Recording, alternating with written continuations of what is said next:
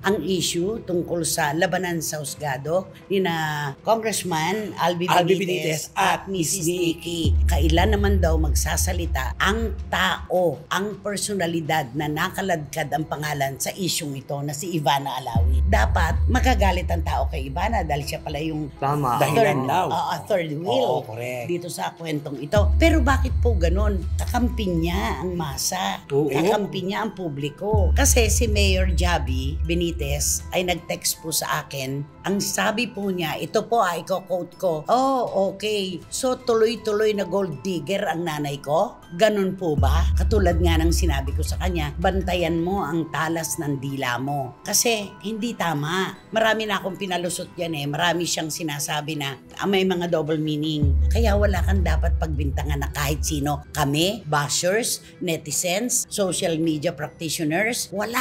Inilabas niyo Inilabas niyo ang kwento na dapat nasa husgado lang. Binigay na sitwasyon po ng mga tunay na doktor, ang tawag daw dun sa mga beehive, yung pamumula ng skin ni Chris Aquino. Yan daw po ang tinatawag na lupus flares.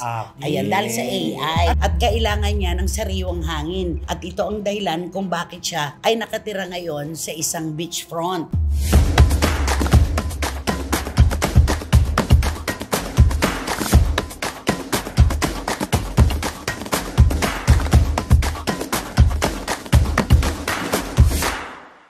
Kumusta na po kayo mga pinakamamahal namin kachika? Ito na naman po kaming tatlo para maglatag sa inyo ng inyong miss ng maiinit na chika at kontrobersiya. Pangtanggal ng pagod, ng stress at ng melankolya. Tama, Romel Chika? Tama! Dire-diretsuhin po natin ang mga nasimulang kwento. Ito po ang mga karugtong, kaya wag kayong bibiti. Yun! At ano naman kaya ang masasabi? Nakatingin na agad sa atin. Wendell Alvarez aka Barikutot. Siyempre, tira-tira rin namin ang mga kwento mula mismo sa... Anong tira-tira? Kala ko tira-tira. Tila-tila rin. Tila-tila rin. Sige. Tila-tila rin. Eto na, tila-tila rin. Okay. Take two. Siyempre, tira-tira rin namin ang mga kwento mula mismo sa mga artista at bibigyan namin yan ng mainit at matinding opinyon. Yun yung matinding opinyon. Talaga, kambal na ng pagkatao mo yun, Hindi mo na maaalis, Maiinit na issue, titilad-tila rin. At bibigyan ng matitinding opinyon. Totoo naman yan. Totoo. Siyempre po, mga kachika, saan pa ba? Dito sa inyong programa, ating programa. At ito po ang Showbiz Now! Okay. At ayan nga po mga kachika, tunay na pinagpipistahan po ngayon ang issue tungkol sa labanan sa husgado ni na Congressman Albi Benitez at Mrs. Nikki. Nailatag na po natin ang magkabilang panig, pero may pinakahihintay po ang ating mga kababayan ngayon kahit saan. Yan ang tanungan. Kailan naman daw magsasalita ang tao, ang personalidad na nakaladkad ang pangalan sa isyung ito na si Ivana Alawi? Inihintay talaga ng lahat kasi talaga dito matatapos ang kwento at mabubuo ang kwento. Ito ba ay paninindigan niya na totoo? Ito ba ay pabubulaanan niya? Ano ba talaga? Pero alam mo, naiintindihan ko kung bakit nananahimik si Ivana Alawi. Ako man siya, sa punto de vista ng isang babae, alam mo naman ngayon panahon ng social media, magsalita ka at hindi, may masasabi laban sa iyo. Correct. Kung ako kay Ivana, bakit ako papasok sa isang kwadra ng mga leon na lalapa-lapain ako? Correct. Diba? Ba't ako tatalon sa isang balon na punong-puno ng ahas na tutuklawin ako? Tama. Natural, iiwasan niya yon, di ba? At saka, magpakatotoo tayo, itong issue po ng mag-asawang Benitez ay hindi naman dapat talaga ito pakialaman ng showbiz. Tama. Wala po kaming pakialam kung tutuusin sa kanilang problema. Kanila yan. Kaya lamang po naging interesado ang lokal na aliwan at ang social media ay dahil sa pagkakaladkad sa pangalan ni Ivana Alawi. Kasi yun yung pangalan, yung status kasi ni Ivana, lalo na pagdating sa social media, na talagang number one naman talaga. Lalo na ngayon. Diba? 35 million na ang kanyang followers.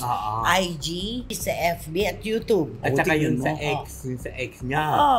35 million na talaga. Lalo pang tumaas yung interes sa kanya ng publiko. At saka, napansin ko lang, kasi tinitingnan ko lahat yung mga reaksyon Lahat ng reaksyon. Pare-pareho naman tayo, di ba? Yes. At iisa ang ating obserbasyon. Bakit po ganon? Di ba lumalabas dito may illicit relationship daw po si Congressman Albi Benitez kay Ivana Alawi. Dapat makagalit ang tao kay Ivana dahil siya pala yung third wheel dito sa kwentong ito. Pero bakit po ganun? Kakampi niya ang masa. Kakampi niya ang publiko. Pabor sa kanya lahat yung mga hindi naman lahat, pero ibig sabihin paminsan-minsan mas marami. Pero mas lamang na lamang, yamado, di ba? Kumbaga 80-20 ang labanan. Correct. Ano sa palagay mo ang dahilan? Alam mo na kasi ito si Ivana, nung nagsisimula pa lang ito, di ba nagsimula naman ito sa social media.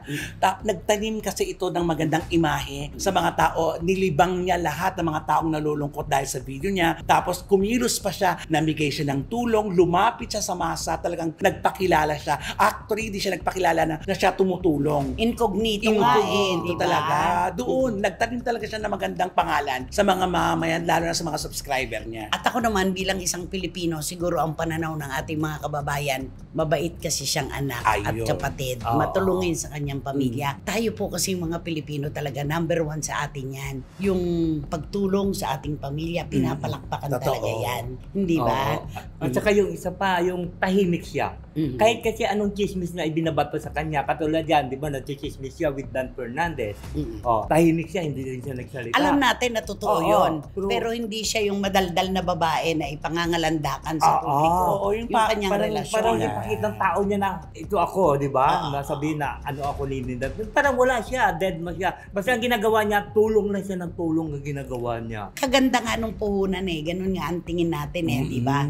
Kaakibat po nitong paksa na ito, meron lang po akong gustong linawin. Kasi si Mayor Javi Benitez ay nag-text po sa akin noong May 30 ng gabi. Pasado alas 11 na po ng gabi yan. Ang sabi niya, Manay, kumusta ka na? Sana nasa maayos ka. Sabi ko, okay naman ako. Salamat sa pag-alala. Ganon. Ang sumunod niyang text sa akin, may nagpadala sa akin ng mga sinabi mo. Sabi ko, oo nga, mahaba pang kwento ito. Matagal pa na matatapos ito. Ang sagot niya na talagang ako para bang, bakit ganon? Yun ang reaksyon ko kagad. Ang sabi po niya, ito po i-quote ko, si Mayor Javi, ang sabi niya, okay. So tuloy-tuloy na gold digger ang nanay ko? Ganon po ba? Sabi niya.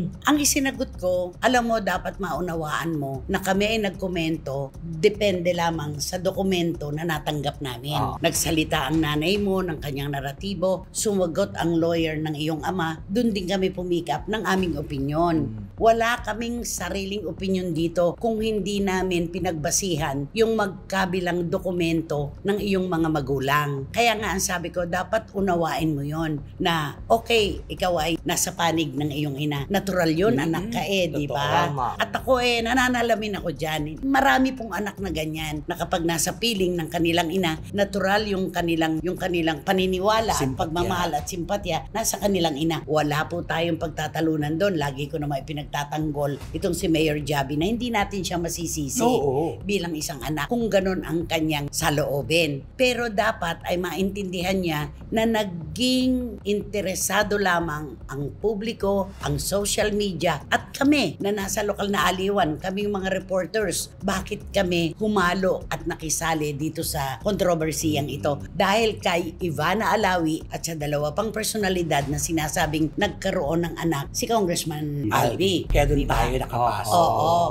Hindi naman po kami mag-o-opinyon ng basta ganun lang. At kung sa palagay niya ay tinawag namin na gold digger ang kanyang nanay sa lahat po ng aming naratibo, ilabas niya ebidensya. Wala tayong binanggit na ganun. Puro patanong po kami. Ang lagi namin tinatanong, kung ganun pala, na ibinigay na sa kanya ang bahay, luxury cars, at patuloy pa rin silang sinusustentuhan, wala pa bang kabusugan?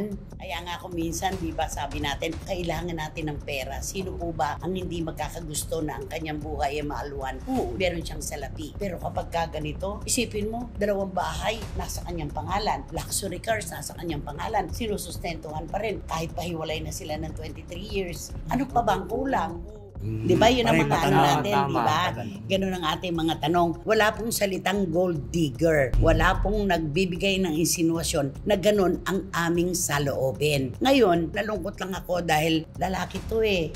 Lalaki itong si Mayor Javi, di ba? Ako siguro maaasahan ko kung si Bettina ang nagsalita, yung kanyang kapatid. Na babae. Na babae. Ang nanita ng ganon. Lalaki kasi siya eh. Parang alam mo naman sa bansang ito, di ba? Kapag sumosobra ang salita ng lalaki, ibang naiisip natin. Katulad nga ng sinabi ko sa kanya, bantayan mo ang talas ng dila mo. Kasi hindi tama. Marami na akong pinalusot yan eh. Marami siyang sinasabi na may mga double meaning. Katulad nung itaas niya ang pagiging ina ni Mrs. Nikki na woman ano daw to?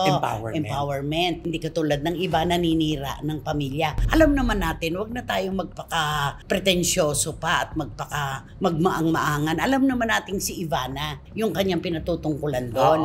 Palampasin na natin lahat yun kasi emosyon nga ng isang anak yung sa kanya. Pero wag naman sanang magbigay ng ganitong paghusga na tuloy-tuloy na gold digger ang nanay ko. Ganun po ba? Hindi kami nagsalita niyan. Siguro kahit sa social media, kahit sa mga pahayagan, ganun din ang kanilang katanungan. Hiwalay na pala nung 2003 pa eh. Ibinigay na pala yung mga ari-arian. Ano pa ba ang kulang? Di ba puro ganun? At saka yung mandag opinion mo yung mga social media based doon sa inilabas na legal cancel ng dokumento. Yung vowsy na isinampa ng kanyang ina at yun namang sa abogado ni Congressman Albi. Wala kaming mga sariling opinion base lamang doon sa dalawang dokumento na ito na alam naman namin ang aming gagawin kung paano tatratuhin ito. Parehas naman kami palagi. Di ba? Alam namin yan. Kaya hindi niya dapat sabihin na tuloy-tuloy na gold digger ang nanay ko. Ganun po ba? Parang ang sakit naman nun, di ba? At hindi pumatak yan sa utak natin ang pagiging gold digger ng nanay niya. Kasi ano lang at saka dapat itong usapin na ito ay nasa husgado lamang. Bakit ito pinakialaman ng publiko at ng mga media personalities? Dahil nabanggit si Ivana Alawi. Alam niyo naman kung gaano kalaki ang pangalan ni Ivana, gaano siya kasikat, lalo na sa social media. Natural, lahat ay nagkaroon ng interes, di ba? At iba-ibang mga komento, iba-iba kung ano mga iniisip nila sa kwentong ito. At saka isa pa, pinost nila eh. Pinost yung kabila ni Mrs. Dominica Nikki Benitez at saka nag-post din yung legal counsel ni naging public document. Yes, naging public document sa tuloy. Alam naman namin yung ehersisyo sa pamamahayag. Alam namin yan. Kaya hindi maaari kaming pagbintangan na pinalalabas namin na gold digger si Mrs. Nikki. Wala yan. Lahat ng opinion namin, maging ang lahat ng mga nag-opinion, base lamang sa dalawang dokumento na dapat kasi ay sa inyo lang. Pero bakit nyong isinapubliko at bakit nyo idinamay ang pangalan ni Ivana Alawi? Natural. Parang yan naging pain. Kaya kami naging interesado. Malaking pangalan.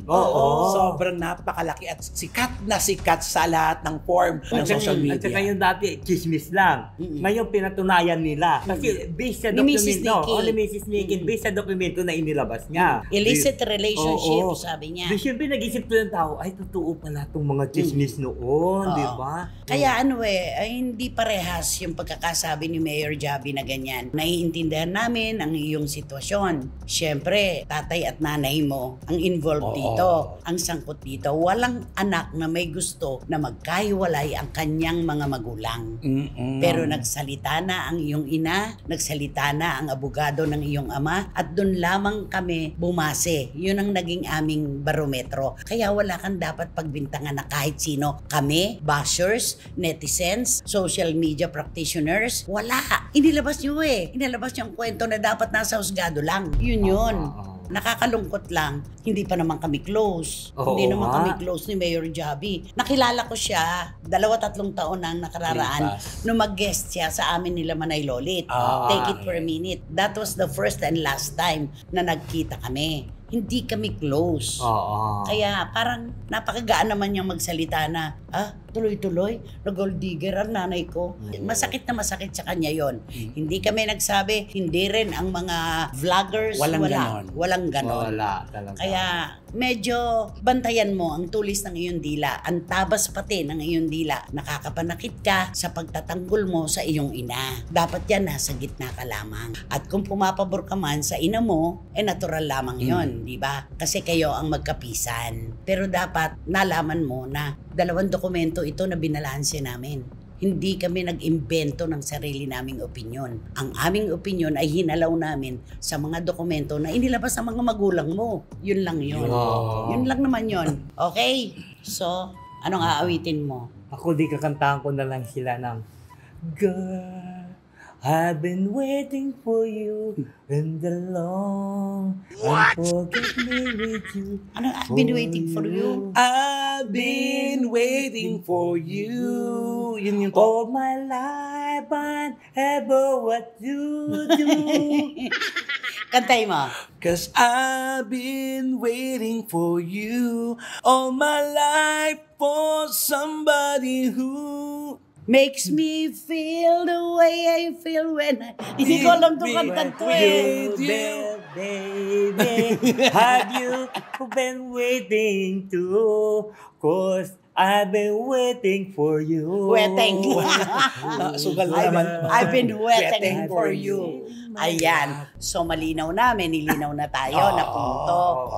Nung nakarang episode natin, ay tinalakay natin ang tungkol sa sitwasyon ni Kris Aquino. Yes. Yung tungkol sa parang naghawak kamay ang mga mangkukulam at pinagtutulong-tulungan siya. Yun ang ano, yun ang mga chismis. Yun ang mga chika. Correct. Na inilatag po namin at since hindi nga po naniniwala naman si Kris sa kulam, binigay pa rin natin sa kanya yon, di ba? Oo, Karapatan niya yon. Oo, at saka dala tayo ng mga kwentuhan ng iba-ibang tao, nagsama-sama, kaya ito talagang inihayag lang namin po sa inyo na sama-sama. Ayan. Oo. Para malinaw, di ba? May kumontak po sa amin ngayon, sa aming tatlo. Ito po yung mga talagang mga doktor talaga. Ayan. Mga espesyalista po. Tungkol sa pinagdadaanan ngayon ni Kris Aquino na AI, yung kanyang mga autoimmune. Ito naman po ang kanilang panig. Hindi daw po totoo na mayroong kulisap na kumakagat-kagat sa balat ni Kris Aquino. Hindi rin daw totoo na may basahan. Kaya hindi makahinga. Hindi rin daw totoo na may mga needles o karayom sa kanyang katawan. Hindi raw po totoo yun. Ang binigay na sitwasyon po ng mga tunay na doktor, ang tawag daw dun sa mga beehive, yung pamumula ng skin ni Kris Aquino. At marami siyang nakikita naman parang natin. pasa-pasa. Yan daw po ang tinatawag na lupus flares. Ayan, dahil sa AI. Na-artist, di ba? Naliliwanagan tayo. AI yan. Galing doon sa kanyang AI, yung lupus flares na ito. Pero, ang kanyang dahil may lupus na nga, di ba? Maayos ang kanyang kidney. Yun naman ang malinaw, di ba? At ang makatutulong daw kay Kris Aquino talaga ay yung super lamig na kapaligiran. Kasi mainit pala yung isinisikret nung Ay, ganun. Dapat talaga sa abroad siya nag-stay.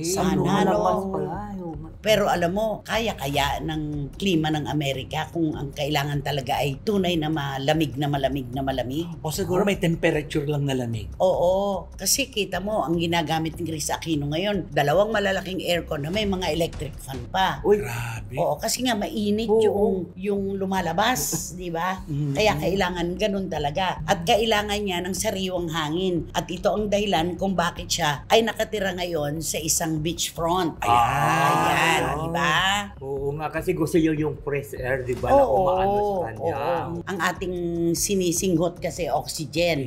Nitrogen naman yung nasa labas na kailangan ni Kris Aquino para sa kanyang AI. So, pinabubulaanan po ng mga espesyalista yung kwento tungkol sa mga kulam dahil ito daw po yung tunay na nagaganap kapag mayroong lupus ang isang tao. Sila ang nagdiretso na lupus flares po ang tawag dito, hindi tayo. Dahil wala naman tayong kaalaman. Ay, oo naman. Wala naman tayong kaalaman. Mga medical terms. Nako, hindi po kami talaga dyan. Wala kaming alam dyan. Yun. So, ang na lang natin talaga, panalangin. Panalangin talaga. Panalangin. At totoo pala yung nasa siya, nasa beach. Nasa beach siya. Sa bandang norte. Ayan nasa bandang kasi norte. Kasi di ba sabi niya nga doon sa president na si Dindo Bolare, sabi niya, aalis siya sa Maynila, kailangan niya daw talaga lumayo. Hindi ibig sabihin na Fresh lumayo. air. Pupunta sa Fresh tabing air. dagat. Oo. Para daw fresh yung Totoo niya. naman yun. Napakalaking tulong sa isang may pinagdadaanan o may sakit. Yung fresh air. Yung naglalakad ka sa dalampasigan. Oo, Di ba? umagang-umaga. Nakakasamuyo ka lalo pag galing sa dagat. Ay, oo. Galing sa dagat, Ang di ba? dami, no? Hindi nga ba't pag may sakit ang mga bata sa balat, ipinaliligo Sa sa tubig dagat. alat. Sa tubig alat. Oo. Di At ba? saka pag may ubo ka, di ba? Oo, Umaga ilulubog ka. Oo. Oo. Kaya malaking tulong talaga kay Chris Aquino ang manatili siya at manirahan sa beachfront. Kasi Ayun. galing sa dagat, yung samyo ng hangin Oo. na kanyang nararamdaman ngayon. At least mas maganda na yan, tinutuunan niya ng pansin ng mga pangangailangan ng kanyang karamdaman. At payo siguro sa kanya yan. Yeah. Pero ang lamig nun Dalawang air. Tapos marami pang Electric electric fan.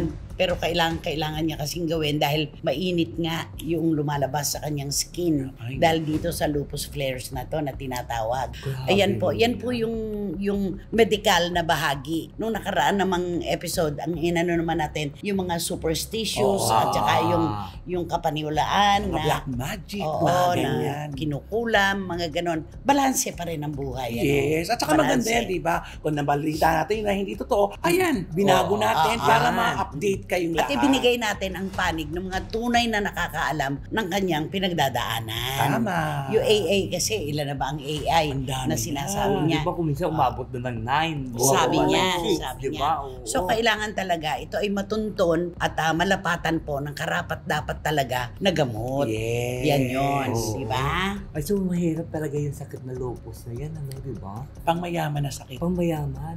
Kasi naalala ko noon yung, di ba, sabi nga daw, yung the late President Marcos, di ba, sabi nga daw lupus. Lupus. sakit. Oo. Ano daw yun yung parang machine na lang daw yung umaano, di ba? Parang pinahahaba. Pinahahaba na lang yung Pinahahaba. buhay. Oo. Pero si Chris, maayos Maayos kasi daw ang ang kanyang kidney. kidney. yung mga internal. Maayos ang Oo. kidney niya. Kaya Mas okay. walang problema. Yung galing sa AI, itong lupus flares na to.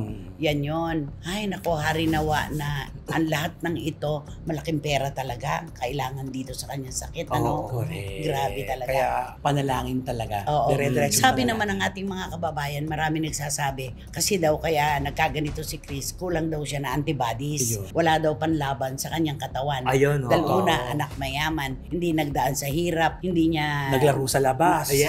sa Oo. pitikal. Hindi nagpaulan. Mga ganon. Oo. Oo, yung mga ganon. Kaya dapat nadudumihan talaga tayo ng bata tayo. Pampalakas ng resistance. Dapat Panlaban. Panlaban. Oo. Pero alam mo, iniisip ko, di ba, siyempre, doon sa tabing dagat, dapat yung, di ba, fresh air yung inaano niya, nasasagap niya. Pero dapat ang kainin niya, yung mga ano din, baka naman yung mga tinakain niya, di siyempre, mga steak pa rin. Mga, Alam na niya kung anong Oo, dapat malamang niyang kasi bantay kainin. sarado siya ng mga Binabantayan doktor. ng mga doktor. Oo. Hindi po pwedeng ano. Napakaswerte ni Chris Aquino. Meron siyang isang bindi. Yun Ay, naman ayun. talaga. Magpapagaan ng loob talaga. Ito yung anak na gustong magkaroon ng bawat magulang. Yes. Napakabait na bata, napakamarespeto, at mahal na mahal ang kanyang ina. Yes. Totoo. No? Ang kanyang superhero, di ba? Ano? Superhero yung tawagin Oh, niya, di ba? superhero. Oo. Huwag naman superhero. Di ba? Superhero. Oo. Ayan, totoo naman. At yung ginagawa ni Bim na to, talagang kadaki-dakila ito. O isa sa mga ano yan, Bibihira ang anak na tulad niya. nagpapalakas sa kanya yan pag nakikita niya yung Ay, anak oo. niya.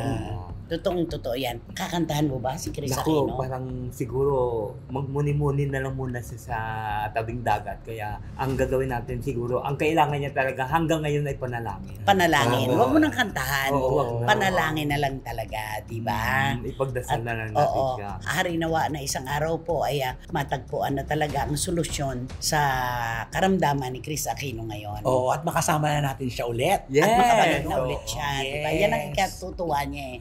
Pag nakabalik na siya ulit. Yun. Magpagaling ka. Sino ba kasi yan? Sino ba yan? Sino nga ba yan? Sino ba yan? Kanino to? Nako, ito yung pag-uusapan natin. Isa sa showbiz personality. Mm. Sikat siya. Simulang pumasok Babae, na, lalaki? female showbiz personality. Okay. Simulang pumasok siya sa entablado ng showbiz, talagang sikat siya. Sumikat hanggang ngayon. Puro kamakailan lang. Oh, Parang nagtatanong yung mga tao kung bakit daw nasa anak kaya si ganito, bakit wala nang proyekto si Di ganon. ba hinahanap lang si Piang? oo nga. Yun ang madalas Nasaan natin na si Piang? Oo, yun ang Ang dami-dami na. Saan na kaya si Piang? Nasaan si Piang? Nasaan si Piang? Nasaan si Pompiang? Pero hindi si Piang yung pag-uusapan natin Okay. na ito siya, itong female personality na ito, masipag din siya magtrabaho noon, di ba? Kasi siyempre kaliwat kanan yung proyekto niya. Pero ito siya, nung bandang uli, Ito siya. parang tinamad na siya. Bakit? Kasi alam mo siguro, parang, lalo na kung minsan, siyempre alam mo naman yung production. Ang kwento ito, siyempre, nanggagaling dun sa mga production. Sa loob. Sa loob mismo. Dahil siyempre, sabi ng mga production, sabi nila, si ganito, sabihin mo, magte-take na siya. Pag nagka-casting kasi, Ah, binabaril.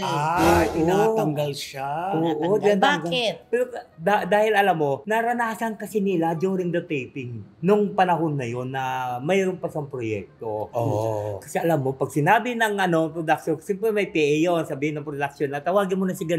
O sige po, ma'am, tawagin. Pupuntahan niya doon sa kanyang sa kanyang dressing room o sa kanyang tent. Wala. Kasi nasa loob pala ng banyo. Ang ginagawa, Ako, alam mo naman yan. Katagal-tagal maligo sa loob ng banyo.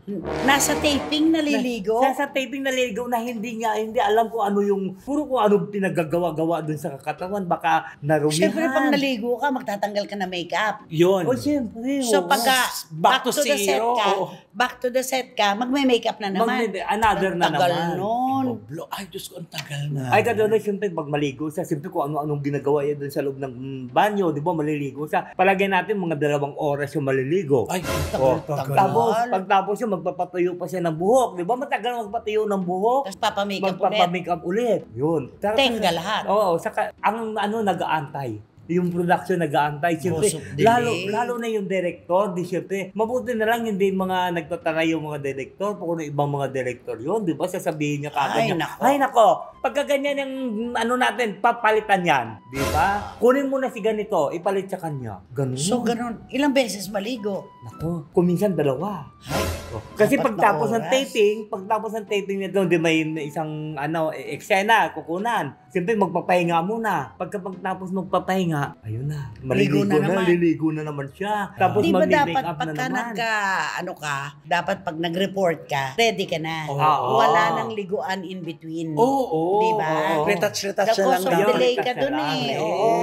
Cause of delay. Kaya alam mo, mabuti na lang yung iba din. Siguro sinasabi na lang na, naku, sa susunod, wag na natin sa kunin. Kasi Kaya ito- nababaril. Oo, Yun kaya sa mga tingnan mo ngayon, casting. wala isang proyekto. Yan pala ang dahilan. Oo, yan pala ang dahilan. Kaya Oy. tinatamad na siya kukunin sa isang proyekto. Nakakalungkot naman Sayang. Na nagkakaisa yung production people na wag nang kunin. Ayun, ang pinakamatinding kalaban. Pagka yung production ang magiging kalaban mo dyan. Totoo yan. Lahat. Oo. Kahit anong Sa proyekto.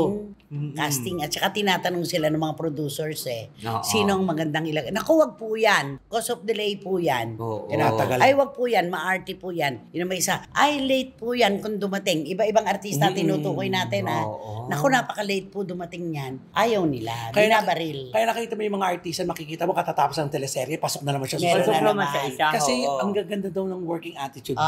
Ibig sabihin, Oo. nakakapagpagaan ng Yes. trabaho.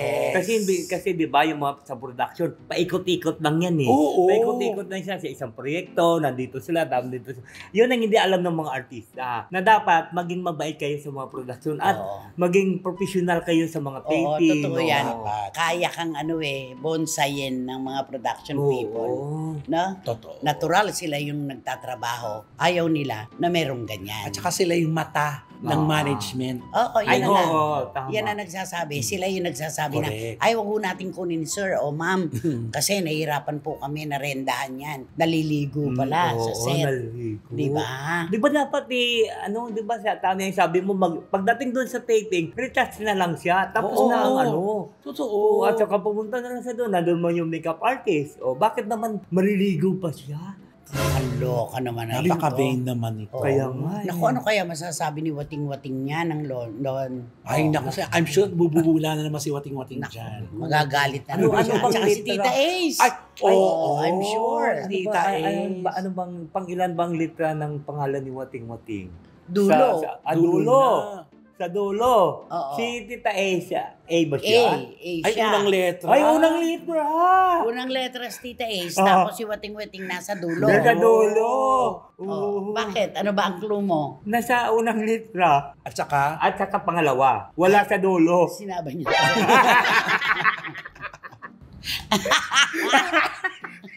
Sinabi na. Okay. Ay, nako. Heto na sila ngayon. Naghuhulaan na sila. chat-chat na. Chat, Oo. chat, chat, chat, chat, chat, chat, chat, chat, chat, Chat, Ayan. chat. Sino kaya ito? Naliligo in between? Nako, Ang tagal. mahirap ito. Talagang Oo. babarilin nga sa casting Ay, ito. sigurado pag ganon. yun. No? Kaya wala Diba? proyekto. Nako, sigurado yan. Kani-kanyang hula na kayo ngayon. At sigurado kami, marami sa inyo ang hindi mauupo sa row 4, nakatabi ang mabahong basurahan at walang. Electric fans. Sa totoo lang, Oo. di ba? Yan na. Nako, kaya naman. Mag-subscribe na po kayo, mag-like, mag-share, at pakisama na rin po ang Ramel Chica Vlogs ko. Marami pong salamat. At Siyempre, wala kayong dapat gawin kundi hit nyo lang ang bell na ito para magkaroon kayo ng notification, makatanggap kayo ng mga bagong upload na videos ng SNN. At palagi po napaalala sa inyo na please, don't skip. At supportahan nyo ang aming Showbiz Now na official. Ito yung aming TikTok. ikaw din nasa dulo din ang pangalan mo eh. Ay, oo nga. Ang initials mo Initial eh, di ba? ko, oo. Ako naman, nasa bandang unahan. Hindi, nasa dulo yung initial, ang pangalan ko, pero yung apelyido ko nasa unahan. Ako, Ay! ako halos nasa dulo na pareho ako. Pero yung chika mo, Ay, nasa unahan. Pareho tayo meron sa unahan at sa dulo. Oo. Ay, nako. Palagay ko naman, di ba? Palagay naman natin. Yan na. Ay, nako. Heto na naman po kami. Magpapasalamat na naman po kami ng buong puso sa lahat ng suporta, tiwala at pagmamahal na binibigay nyo sa amin. Kayo po talaga ang aming inspirasyon. Sana po, sa maliit naming paraan, nakalimot kayo sa inyong problema kahit pansamantala Yes. lang. Hanggang sa susunod na sultada po ng inyong programa, ating programa. At ito po ang Showbiz Now. Now! I've been waiting for you. Waiting eh. I've been waiting for you all my life, but whatever you do,